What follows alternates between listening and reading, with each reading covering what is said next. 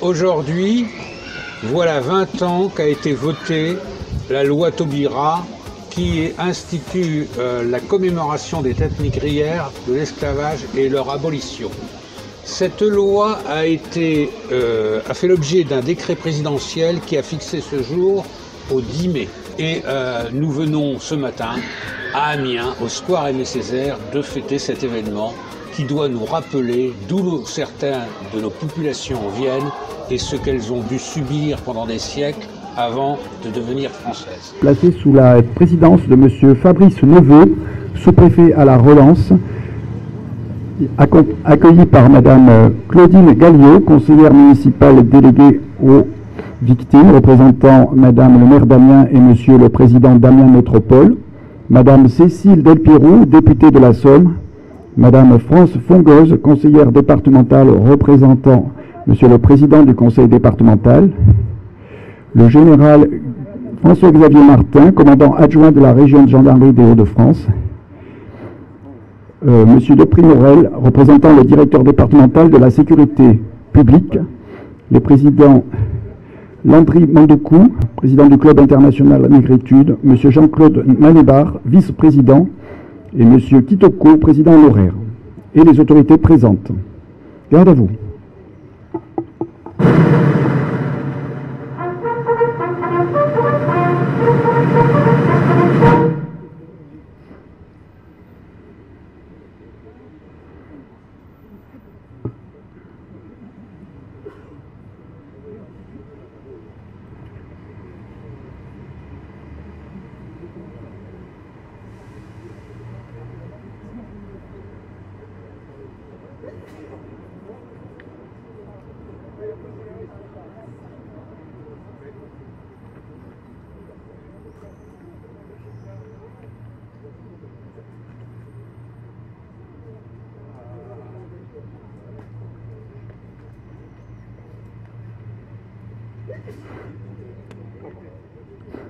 Les autorités se présentent sur le site.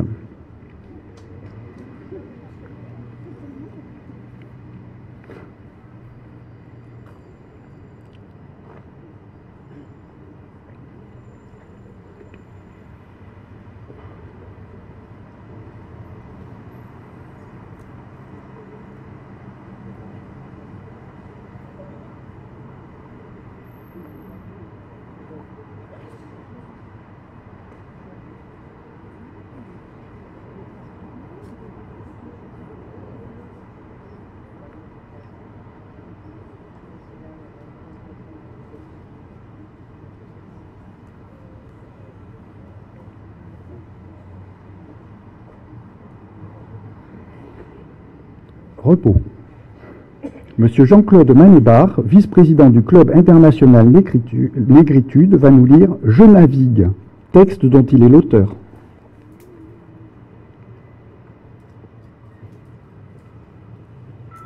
Merci à tous d'être venus.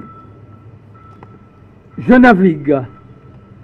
Je roule sous les traces des racines de mes ancêtres, même si les houles en rage sont des obstacles difficiles à franchir. Sur l'océan, dans mon gommier, je rame et je rame, sous les brises et le vent qui souffle vers ma destination, île de Goé, où les larmes des yeux et le sang des veines de mes semblables ont coulé au Sénégal. C'est l'Afrique. J'ai vu les dents de la mer affamée. J'ai vu la couleur du sang, du noir jaillir du rouge dans le bleu de la mer en mouvement, dans la grande lumière du soleil qui chauffait. Je navigue sur l'océan Atlantique longuement houleux. J'imagine la souffrance, j'imagine la misère de mes ancêtres, esclaves, enchaînés sous des négriers vers l'Amérique, l'Europe, dans le port de Nantes, de Bordeaux, du Havre, La Rochelle, des Antilles et ailleurs, pour combien de pièces d'or et d'argent qu'ils ont été vendus à la criée au marché des nègres. J'imagine combien de coups de fouet donnés pour ramer des dents serrées, des grimaces de souffrance, les visages métamorphosés de douleur. C'est la peur chaque jour, chaque nuit, des bourreaux sataniques respectant les ordres. J'imagine mes racines, que de fois qu'ils se trompaient, d'heures au soleil levant, couchant, des nuits de cauchemar, dans la mer de brume. Certains gémissaient, vomissaient, transpiraient, hurlaient. Mon Dieu, que j'ai mal. Mon Dieu, que j'ai mal. Où es-tu? Me voilà bientôt vieux. J'ai par-dessus mon âge des souvenirs sanglants. Imaginez des souffrances jadis entassées dans ma mémoire et dans mes cheveux blancs. Avant de mourir, je planterai l'arbre du poète, mes recueils de poèmes, au cœur de la terre, les écritures de mes plumes noires de mémoire. L'arbre tombera des fruits, boués de verre à ceux qui naîtront demain. Je n'aurai pas vécu inutile pour transmettre les rêves de mon esprit, les supplices des racines à ceux qui récolteront le fruit de l'arbre, et les feuilles mortes sous un mémorial baobab éternel, les recueils du poème, le lion noir qu'est moi. Hommes noirs, nous resterons toujours les héritiers du passé, les tortures de ceux qui sont morts pour notre liberté et l'abolition de l'esclavage. Soyons fiers de notre négritude. J'imagine, je navigue.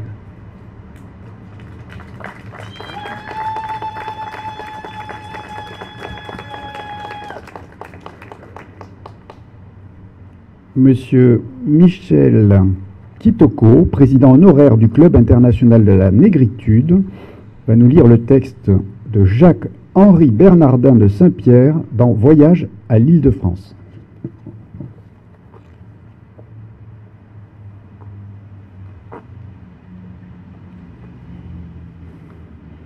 Exactement comme ça a été annoncé, c'est le texte écrit par depuis le port, lui, de l'Île-de-France, le 25 avril 1769. C'est l'extrait de Voyage de l'Île-de-France publié en 1773 par Jacques-Henri Bernardin de Saint-Pierre, né en 1737 et mort en 1814. Voici le texte. Voici comment on les traite. Au point du jour, 3 coups de fouet sont les signaux qui les appellent à l'ouvrage.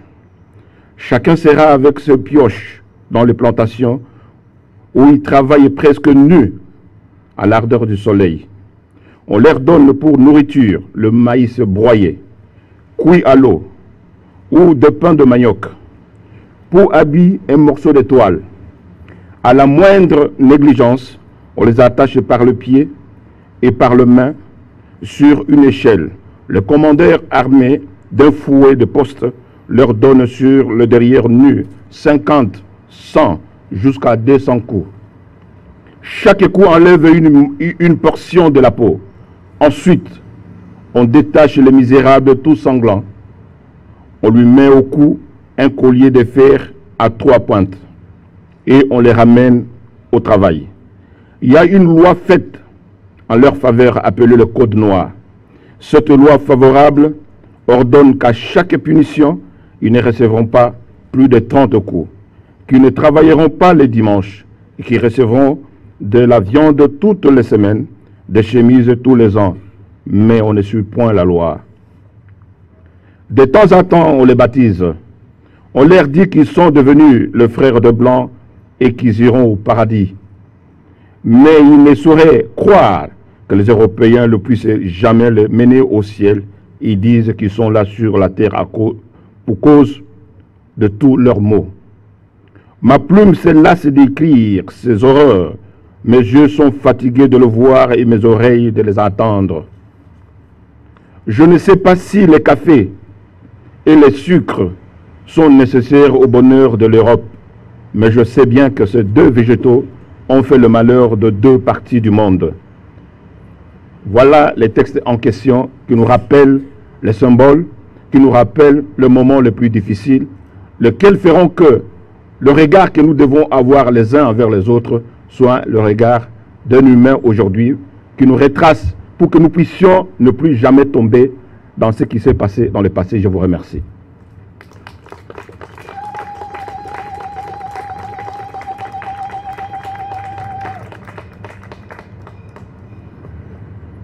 Monsieur Landry Mandoukou, président du Club international de la négritude, va nous lire le texte de Léon Gontran Damas, « Pourquoi en vouloir à tous ceux dont je suis », extrait de Black Label.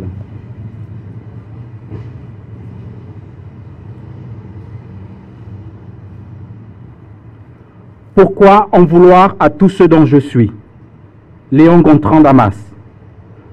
Qui retrouve enfin le fil du drame interrompu, au bruit lourd des chaînes, du brigantin frêle, mouillant dans l'anse grise au Klaus. Masquilili malin, qui danse, m'expliquerez-vous pourquoi toujours, sur cet immense fond rouge, de 100 d'hommes, jusqu'au dernier armé de saguets et de flèches à l'usage inutile. Être de ceux qui jamais n'ont cessé d'être, un souvenir qui soudain retrouve enfin le fil du drame interrompu.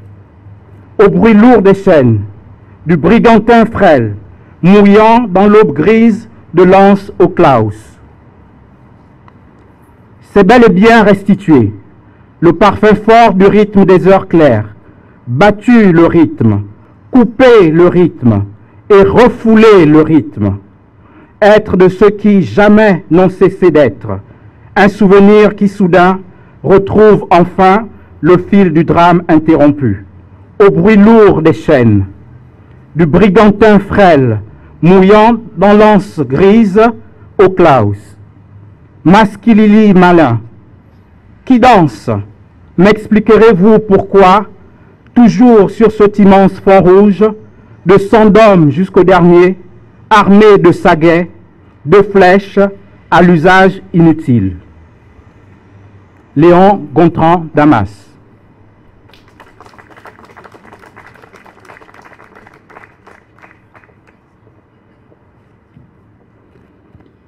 Monsieur Fabrice Neveu va nous donner lecture du sous-préfet à la relance économique, va nous donner lecture du texte d'Aimé Césaire, extrait du discours prononcé le 21 juillet 1945.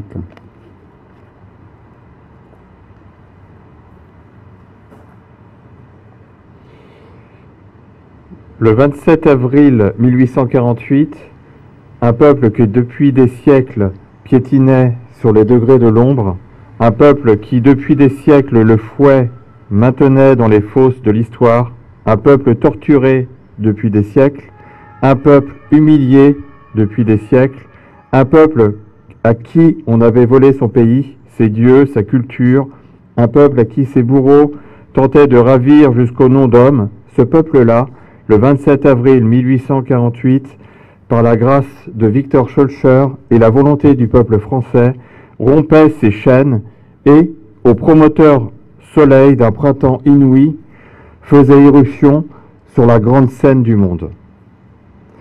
Et voici la merveille, ce qu'on leur offrait à ces hommes montés de l'abîme, ce n'était pas une liberté diminuée, ce n'était pas un droit parcellaire, on ne leur offrait pas de stage, on ne les mettait pas en observation, on leur disait « Mes amis, il y a depuis trop longtemps une place vide aux assises de l'humanité, c'est la vôtre. » Et du premier coup, on nous offrait toute la liberté, tous les droits, tous les devoirs, toute la lumière. Eh bien là voilà l'œuvre de Victor Schœlcher. L'œuvre de Victor Schœlcher, ce sont des milliers d'hommes noirs se précipitant aux écoles, se précipitant aux urnes, se précipitant aux champs de bataille. Ce sont des milliers d'hommes noirs accourant partout où la bataille est de l'homme ou de la pensée et montrant, afin que nul n'en ignore, que ni l'intelligence, ni le courage, ni l'honneur ne sont le monopole d'une race élue. Aimé Césaire, extrait du discours prononcé le 21 juillet 1945, à l'occasion de la fête traditionnelle dite de Victor Schœlcher, publiée dans Victor Schœlcher et l'abolition de l'esclavage 2004.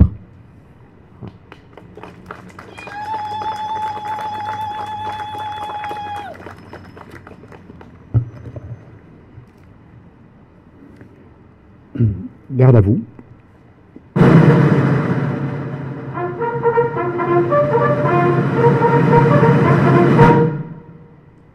Nous allons maintenant procéder au dépôt des gerbes.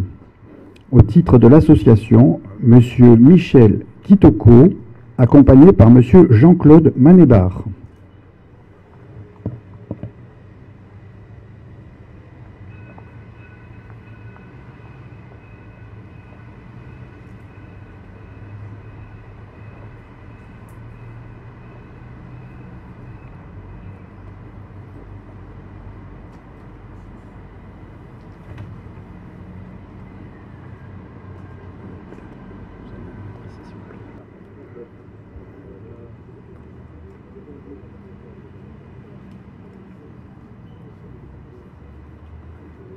Les autorités vont maintenant procéder au dépôt des gerbes.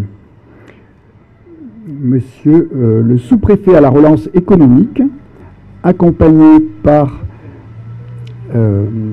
Madame Michel Galliot, représentant Madame le maire d'Amiens et Monsieur le président d'Amiens Métropole, Madame France Fongueuse, représentant le président du conseil départemental de la Somme, Madame Cécile Delpirou, députée de la Somme.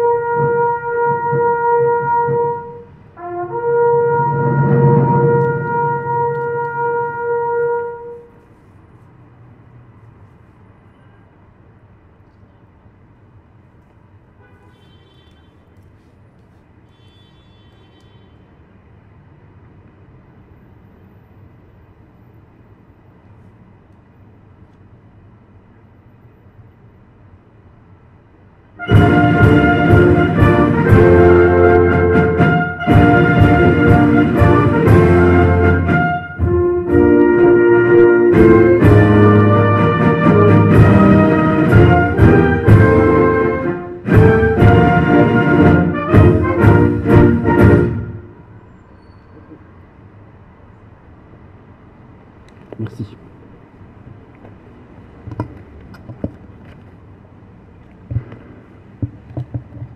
Et les autorités vont maintenant remercier les différents participants à la cérémonie.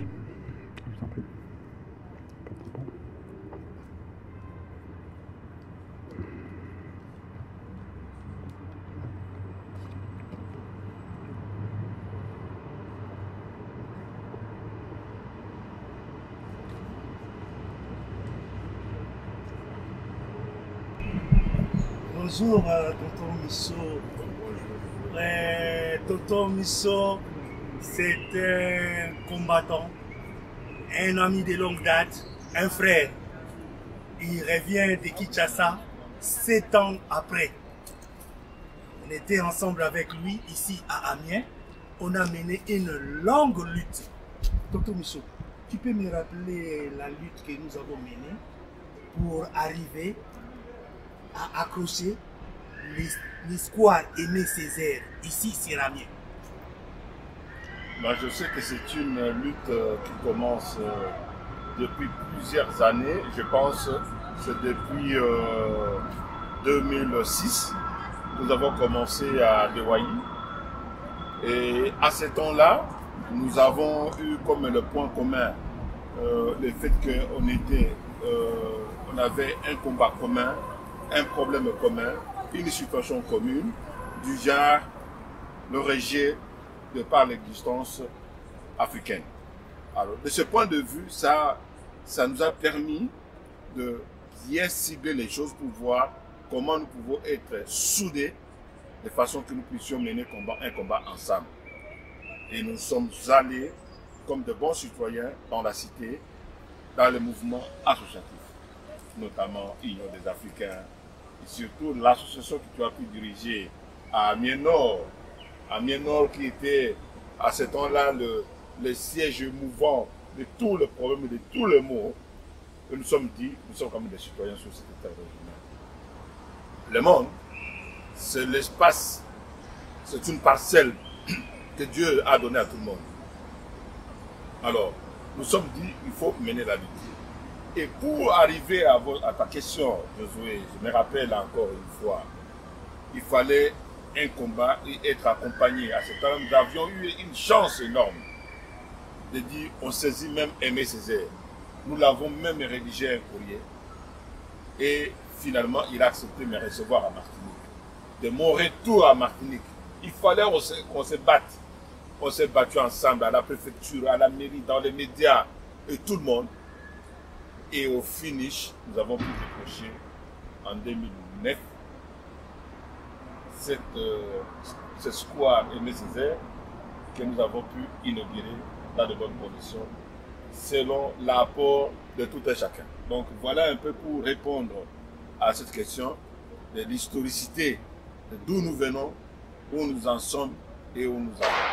Je sais, je suis conscient que quand je suis reparti en Afrique pour amener le maximum de l'énergie de combat que nous avons mené ici, et dont les Africains aussi en avaient besoin, je savais que derrière moi, j'ai laissé de valeureux compatriotes si importants, dont Josué Mavouemba, et aussi d'autres Africains si intéressants, Landry Mandoukou, et Jean-Claude Manébar de Martinique. Alors je comptais énormément sur eux, j'ai dit, quel que soit, qu'il pleuve, qu'il neige, tant qu'ils sont là, le projet va continuer son œuvre. Et je ne me suis pas trompé, parce qu'en revenant de l'Afrique, je retrouve le même sourire et le même combat qui continue à prendre de l'élan officiel. Là, je prends Michel Kitoko,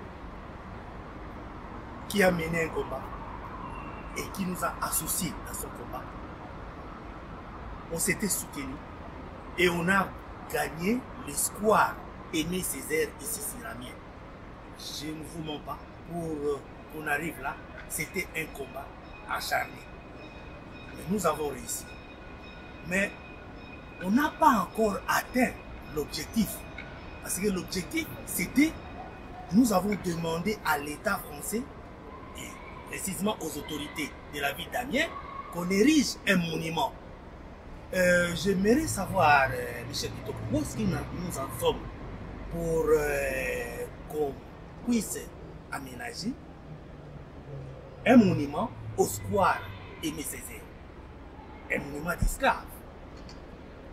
Je pense que l'élément le plus intéressant et le plus important pour le moment, c'est le fait que nous avons déjà de l'espace, un acquis pour lequel les officiels, avec nous qui sommes dans le monde associatif, nous venons commémorer cette journée-là en mémoire des esclaves. C'est déjà un pas gagné. Le deuxième pas gagné maintenant, c'est qu'il faut qu'on aille notre stèle sur le lieu.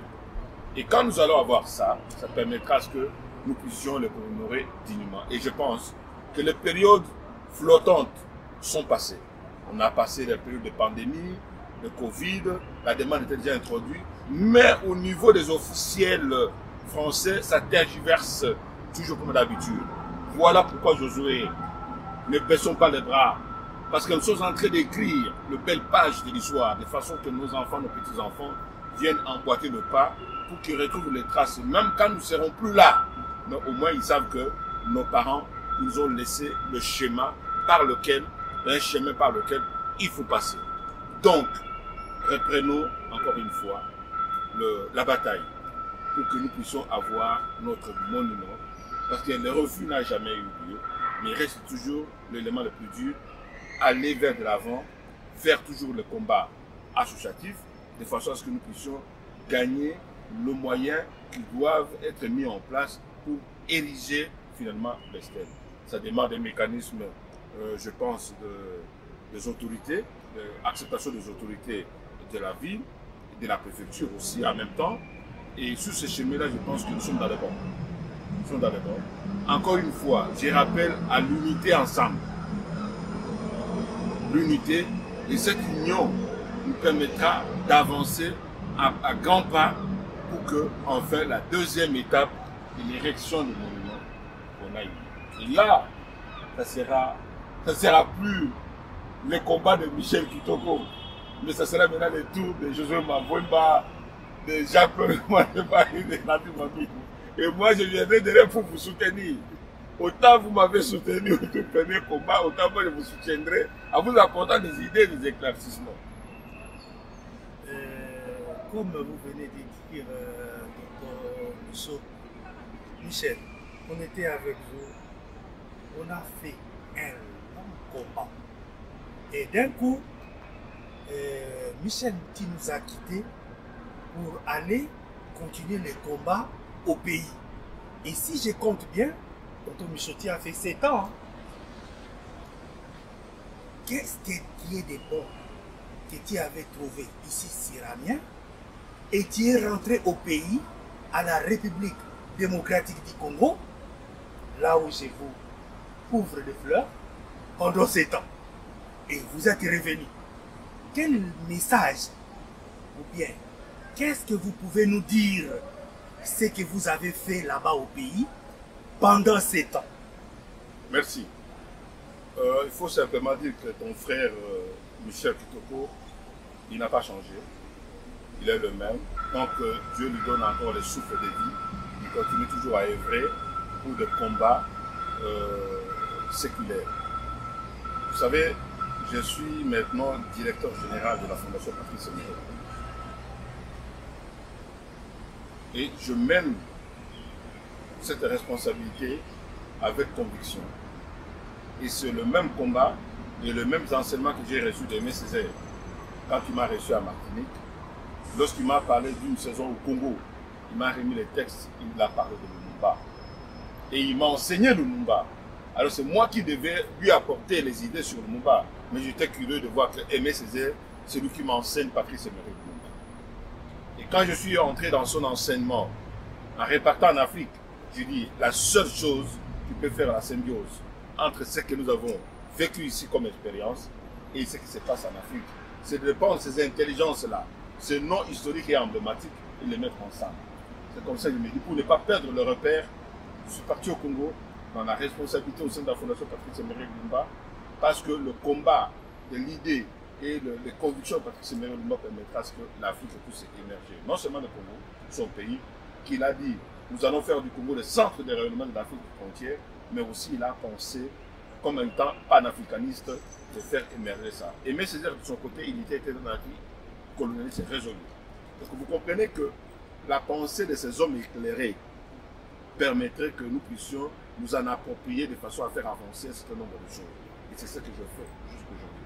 Je pense que je n'ai jamais trahi mes convictions, parce que toi-même, tu l'as dit, tu vois dans les us et coutumes, dans les actes que moi je pose, vous dites non, il est resté dans le chemin. Mais les jours vous serez peut-être tenté à dévier un peu, vous serez le premier à me remettre sur le chemin pour dire non. Notre frère, ton chemin, nous te connaissons, c'est là. Tonton Michaud, si j'ai bien compris, au pays, vous avez plus œuvré du côté de Lumumba. Et vous êtes revenu sur Amiens, là où il y a un vide pour Lumumba. Est-ce que tu peux penser qu'à Amiens aussi, nous pouvons faire une reconnaissance de Lumumba ici sur Amiens? Je pense que nous aurons des journées culturelles, comme tu es animateur socio-culturel. Dès que je descends au pays, je vais vous envoyer tous les éléments qu'il faut d'exposition d'art, des objets d'art et d'exposition, et créer des journées, par exemple le 17 janvier, les journées où Lumumba a été assassiné, pour voir comment on peut parler de la culture, des combats de ces grands hommes. Donc moi je compte sur les animateurs socioculturels comme toi, Jojo Makomba Wamba, qui est aussi un Lumumbiste de conviction. Alors je vais tout faire de mon côté pour ramener ici tous les objets, les outils pédagogiques nécessaires qui permettront à ce que les enfants amiénois, les citoyens amiénois puissent apprendre le combat de cet homme-là. Donc nous allons faire encore une fois émerger un nouveau style africain, au-delà de ce que nous avons fait avec Aimé Césaire et Martin. Et ça, c'est un travail de toi qui es le leader des actions socio-culturelles ici, dans ce pays, dans cette ville d'Amiens. Et je mettrai à ta disposition ça pour qu'on puisse aller vers là. Bon, pour terminer notre émission, je profite pour remercier Monsieur Michel Kitoko, Tonton Michaud, pour avoir nous accordé quand même une petite histoire de notre combat pour la bonne cause, surtout pour l'histoire Aimé Césaire et la continuité de notre combat séculier de tous les jours, de la fraternité, de la liberté et de l'égalité. Merci à Tonton Michaud et à bientôt. Merci beaucoup.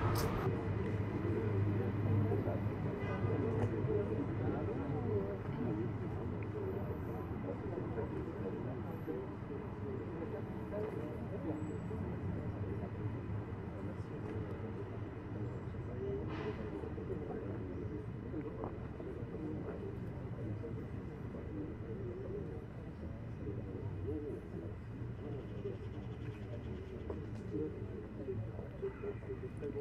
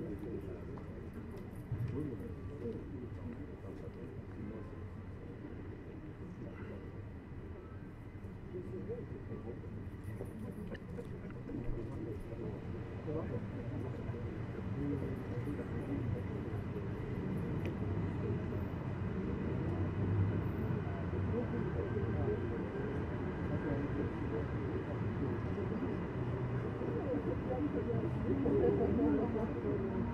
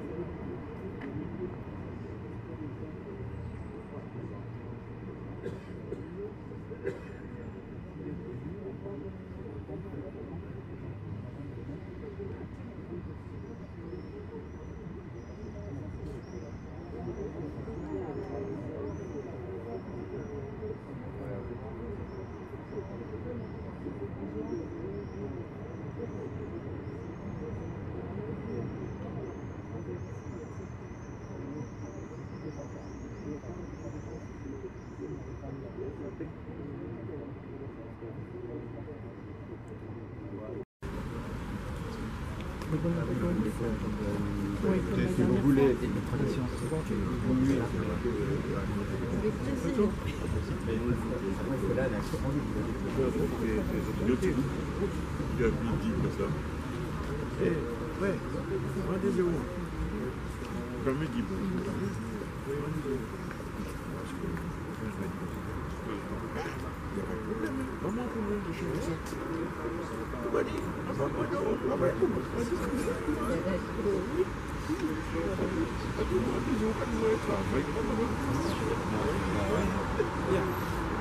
On va faire la traditionnelle photo avec des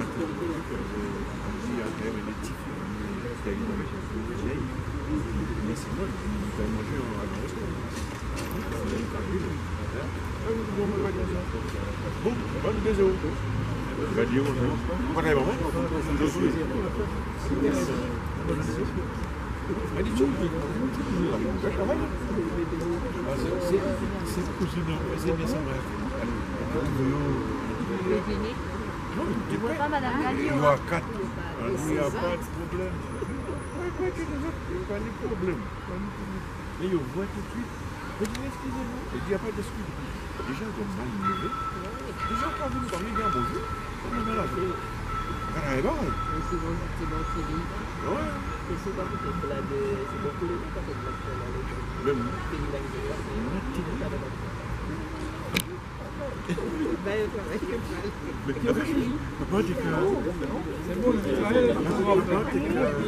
Une dernière prise avec tous les participants. On va pouvoir se mettre derrière. Tous les participants, vous aussi venir. Tous les participants.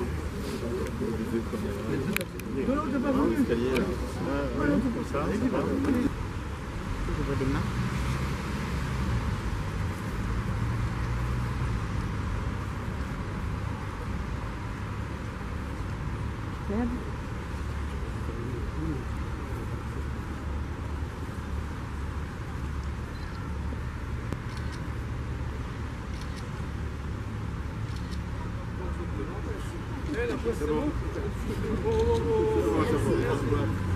Merci beaucoup. Vous êtes photographié et filmé en même temps. Merci. Voilà.